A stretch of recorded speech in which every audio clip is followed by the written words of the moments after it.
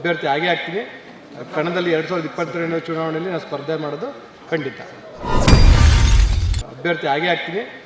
ಕಣದಲ್ಲಿ 2022 ಚುನಾವಣೆಯಲ್ಲಿ ನಾನು ಸ್ಪರ್ಧೆ ಮಾಡೋದು ಖಂಡಿತ. ಅಭ್ಯರ್ಥಿ ಆಗೇ ಆಗ್ತೀನಿ. ಕಣದಲ್ಲಿ 2022 ಚುನಾವಣೆಯಲ್ಲಿ ನಾನು ಸ್ಪರ್ಧೆ ಮಾಡೋದು ಖಂಡಿತ. ಸರ್, ಇವಾಗ ಅಧಿಕಾರ ಇಲ್ಲ, ಆದರೂ ಇಷ್ಟೊಂದು ಜನ ನೋಡಿ ಏನು ಅನಿಸುತ್ತೆ ಸರ್ ನಿಮಗೆ? ಅಧಿಕಾರ ಅನ್ನೋದು ಯಾವತ್ತೂ ಮುಖ್ಯ ಅಲ್ಲ. ನಮ್ಮ ತಂದೆ ಯಾವತ್ತೂ ಅಧಿಕಾರ ಇರಲಿ ಇಲ್ಲದೆ ಇರಲಿ ಅವರು ಜನಗಳ ಮಧ್ಯೆ ಯಾವತ್ತೂ ಇದ್ದೀವಿ. ನಮಗೆ ಅಧಿಕಾರ ಇಲ್ಲದೇ ಇದ್ರೂ ಕೂಡ ಪ್ರೀತಿ ಅಂತೂ ಯಾರಿಗೂ ಕೂಡ ನಮಗೆ ಕಮ್ಮಿ ಆಗಿಲ್ಲ, ಅದೇ ಶಾಶ್ವತ. ಹಾಗಾಗಿ ಆ ಪ್ರೀತಿಗೆ ನಾನು ಯಾವತ್ತೂ ಕೂಡ ಆಭಾರಿಯಾಗಿರ್ತೀನಿ. ನಾನು ಮೊದಲೂ ಕೂಡ ಹೇಳಿದ್ದೀನಿ, ಯಾವತ್ತೂ ನಮಗೆ ಪಿತ್ರಾರ್ಜಿತ ಆಸ್ತಿಯಾಗಿ ನಮ್ಗೆ ಯಾವುದೂ ಬಂದಿಲ್ಲ. ನಮ್ಗೆ ಏನಿದ್ರು ಕೊಟ್ಟರೆ ನಮ್ಮ ತಾಲೂಕಿನ ಜನತೆ ಆ ಪ್ರೀತಿನ ಉಳಿಸ್ಕೊಳ್ಳೋಕ್ಕೆ ನಾವು ಶತಾಗತ್ತೆ ನಾವು ಇರೋ ತನಕನೂ. ಯಾಕೆ ನಮಗೆ ಎಲ್ಲೇ ಹೋದ್ರೂ ಕೂಡ ಇಂಥವ್ರ ಮಗ ಇಂಥವ್ರು ಅಂತಂತ ಗೌರವ ಕೊಡ್ತಾರೆ. ಅದನ್ನ ಇರೋ ತನಕ ಕೂಡ ನಾನು ತಾಲೂಕಿನ ಜನತೆಗೆ ಅದನ್ನ ಸೇವೆ ಮಾಡೋಕ್ಕೆ ರೆಡಿ ಇದ್ದೀನಿ. ಸರ್, ಕಳೆದ ಬಾರಿ ವಿಧಾನಸಭಾ ಚುನಾವಣೆ JDSನಿಂದ ಸ್ಪರ್ಧೆ ಮಾಡಿದ್ರಿ, JDSನಲ್ಲಿದ್ರಿ. ಈಗ ದಿಢೀರ್ ಏಕಾಏಕಿ ಸೋಲು ಅನುಭವಿಸಿದ ನಂತರ ಎಲ್ಲ ಒಂದು ಕಡೆ BJP ಕಾರ್ಯಕ್ರಮಗಳೇ ಕಾಣಿಸ್ಕೊಳ್ತಿದ್ರು, ಏನಿದ್ದೀರ ಅರ್ಥ ಸರ್ ಇದು?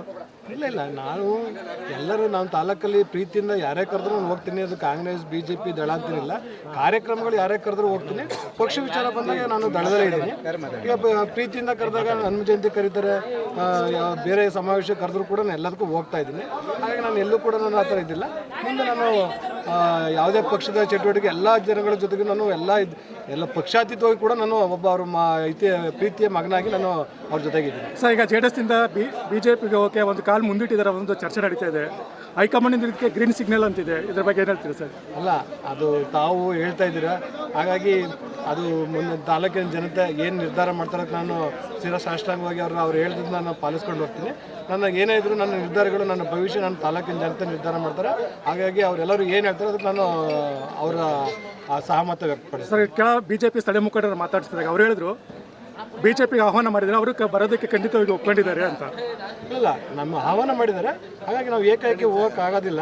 ಹಾಗಾಗಿ ಎಲ್ಲ ನನ್ನ ಪ್ರೀತಿಯ ಜನತೆ ಎಲ್ಲರನ್ನೂ ಕೇಳಿ, ನಮ್ಮ ತಂದೆ ಸ್ನೇಹಿತರುಗಳು, ನನ್ನ ಸ್ನೇಹಿತರುಗಳು ಮತ್ತು ನಮ್ಮ ಪಕ್ಷದ ಎಲ್ಲ ಮುಖಂಡರುಗಳು, ಹಿರಿಯರು ಮತ್ತು ನಮ್ಮ ತಾಲೂಕಿನ ಎಲ್ಲ ಮಹಾಜನತೆಯನ್ನು ಕೇಳಿ ಅದಾದ ನಂತರ ನಾವು ಏನೇನು ನಿರ್ಧಾರ ಮಾಡೋದಾದ್ರು ಮುಂದಿನ ನಿರ್ಧಾರಗಳನ್ನ ನಾವು ಮುಂದೆ ತಿಳಿಸ್ತೀವಿ. ಸರ್, ಸ್ಥಳೀಯದಲ್ಲಿ ನೀವು ಪ್ರಬಲವಾಗಿದ್ದೀರಾ ಮತ್ತು JDS ಇದ್ದೀರಾ, ಅಂಥದ್ರಲ್ಲಿ ನೀವು BJPಗೆ ಹೋಗೋಕ್ಕೆ ಕಾರಣ ಏನು ಸರ್? ಯಾಕೆ ನೆಕ್ಸ್ಟ್ ಮುಂಬರುವ ವಿಧಾನಸಭಾ ಚುನಾವಣೆ ಟಿಕೆಟ್ ಸಿಗಲ್ಲ ಅನ್ನೋ ಒಂದು ಕಾರಣಕ್ಕೆ ಹೆಂಗೆ ಸರ್? ಇಲ್ಲ, ನಾವು ಏನು ಹೋಗ್ತೀವಿ ಅಂತ ಎಲ್ಲೂ ಹೇಳೇ ಇಲ್ಲ. ಇದು ತಮ್ಮ ಇದರಿಂದ ಕೇಳ್ತಾ ಇದ್ದೀನಿ. ಯಾಕಂದ್ರೆ ನನಗೊಂಥರ ಖುಷಿ ಆಗ್ತಿದೆ. ತಾವೆಲ್ಲರೂ ಕೂಡ BJPಗೆ ಹೋಗ್ತೀವಿ ತಾವೇ ಹೇಳ್ತಾ ಇದ್ದಾರೆ. ಹಾಗಾಗಿ ನೋಡೋಣ, ಭಗವಂತನ ಆಶೀರ್ವಾದ, ಜನತೆ ಆಶೀರ್ವಾದ ಏನಿದೆಯೋ ಅದು ಅದಾಗಾಗಿ ಆ ಸಂದರ್ಭ ಬಂದಾಗ ಖಂಡಿತ ನಡೀತದೆ. ಒಂದು ವೇಳೆ ಆಹ್ವಾನ ಬಂದರೆ ಒಪ್ಕೊಳ್ತೀರಾ ಸರ್? ಒಂದು ವೇಳೆ ಆಹ್ವಾನ ಬಂದರೆ ನೀವು ಒಪ್ಕೊಳ್ತೀರಾ ಸರ್? BJPಗೆ ಒಪ್ಪಂದ ನಿರ್ಧಾರ ಅಲ್ಲ, ನನ್ನ ತಾಲೂಕಿನ ಜನತೆ ನಿರ್ಧಾರ ಅದು. ಸರ್, BJPಗೆ ಹೋಗ್ಬೇಕಾದ್ರೆ ಕಂಡೀಷನ್ ಇಟ್ಕೊಂಡು ಹೋಗ್ತೀರಾ ಸರ್? ಹೆಂಗೆ? ಯಾಕಂದ್ರೆ ಮುಂಬರುವ ವಿಧಾನಸಭಾ ಚುನಾವಣೆ ಟಿಕೆಟ್ ಕೊಟ್ಟರೆ ಮಾತ್ರ ಬರ್ತೀರಿ ಅನ್ನೋ ಒಂದು ಇಲ್ಲ ಅದೇನೋ ನಾನು ಯಾವುದೇ ಡಿಮ್ಯಾಂಡ್ ಇಟ್ಕೊಂಡು ನಾನು ಹೋಗ್ತಾ ಇಲ್ಲ. ನನ್ನ ಜನತೆಯ ನಿರ್ಧಾರದ ಮೇಲೆ ನನಗೆ ಇರ್ತದೆ. ನಾನು ಯಾವುದೇ ಕಾರಣಕ್ಕೂ ನಾನು ಯಾವುದೇ ಡಿಮ್ಯಾಂಡ್ ಮಾಡಲ್ಲ. ನನ್ನ ಜನತೆನೇ ನನಗೆ ಡಿಮ್ಯಾಂಡ್. ಟಿಕೆಟ್ ಸಿಕ್ಕರೆ ಸರ್ ನಿಮಗೆ ಒಂದು ವೇಳೆ ಗೆಲ್ಲುವ ವಿಶ್ವಾಸ ಇದೆಯಾ? ಅಲ್ಲ, ಈಗ ನಾವು ಇಷ್ಟು ಜನನ ನಾವು ದಿನನಿತ್ಯ ಪ್ರತಿನಿತ್ಯ ತಾವು ಹೇಳಿದ್ದೀರಾ ಇಷ್ಟೊಂದು ಪ್ರೀತಿ ಇದ್ದಾರೆ ಅಂತಂದ್ಬಿಟ್ಟು ನಾವು ಯಾವಾಗಲೂ ಕೂಡ ಜನತೆನ ನಾವು ಎಲೆಕ್ಷನ್ ಸೋತಿರ್ಬೋದು ಅಷ್ಟೇ. ಜನನಾಯಕರಾಗಿ ಇವತ್ತು ಇದ್ದೀವಿ, ಗೆದ್ದಿದ್ದೀವಿ, ನಾವು ಗೆಲ್ತಾನೆ ಇರ್ತೀವಿ. ಮುಂದಿನ ಎಲೆಕ್ಷನ್ ಕೂಡ ಜನಗಳ ಆಶೀರ್ವಾದ ಕೇಳ್ತೀನಿ ಖಂಡಿತ ಮುಂದಿನ ವಿಷಯದಲ್ಲಿ. ಯಾಕಂದರೆ ನಾವು 3 ಸತಿ ಸೋತಿದ್ದೀವಿ. ತಾಲೂಕಿನ ಜನತೆ ಮಗನ ಕೈ ಹಿಡಿತಾರೆ. ನಮ್ಮನ್ನು ಕೂಡ ಈ ಸರಿ ತಬ್ಲಿ ಮಾಡೋದಿಲ್ಲ, ಕೈ ಹಿಡಿದು ಮುನ್ನಡೆಸ್ತಾರೆ ಅನ್ನೋದು ಭರವಸೆನ ಇಟ್ಕೊಂಡು ಎಲ್ಲರ ಮನೆಗೂ ಹೋಗಿ ಅವ್ರಿಗೆ ಆಶೀರ್ವಾದ ತಗೊಂಡು ಪ್ರತಿಯೊಬ್ಬರು ದೊಡ್ಡವರಿಂದ ಚಿಕ್ಕವ್ರ ತನಕ ಪಾದಗಳಿಗೆ ನಮಸ್ಕಾರ ಮಾಡಿ ವಿನಂತಿಸ್ಕೊಳ್ತೀನಿ. ನನಗೂ ಒಂದು ಅವಕಾಶ ಕೊಡಿ, ನಾವು ಏನು ತಪ್ಪು ಮಾಡಿದ್ವಿ ಅಂತ ಕೇಳ್ತೀವಿ. ಮುಂದೆ ಜನ ಏನು ಅವ್ರು ನಿರ್ಧಾರ ಮಾಡ್ತಾರೆ ನಾನು ಸಂತೋಷ ಸ್ವೀಕರಿಸ್ತೀನಿ. ಅಂದರೆ ಸರ್, ನೀವು NDA ಅಭ್ಯರ್ಥಿಗೆ ಟಿಕೆಟ್ ಆಕಾಂಕ್ಷೆ ಆಗಿದ್ದೀರಿ ನೀವು? ಖಂಡಿತ ನಾನು ಮೈತ್ರಿ ಅಭ್ಯರ್ಥಿಯಾಗಿ ಖಂಡಿತ ನಾನು ಅಭ್ಯರ್ಥಿ ಆಗೇ ಆಗ್ತೀನಿ. ಕಣದಲ್ಲಿ 2022 ಚುನಾವಣೆಯಲ್ಲಿ ನಾನು ಸ್ಪರ್ಧೆ ಮಾಡೋದು ಖಂಡಿತ.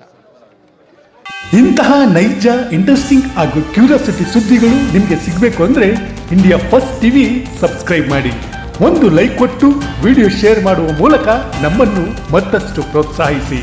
ಇಂಡಿಯಾ ಫಸ್ಟ್, ನಿರ್ಭೀತಿಯಿಂದ ನಿಮಗಾಗಿ.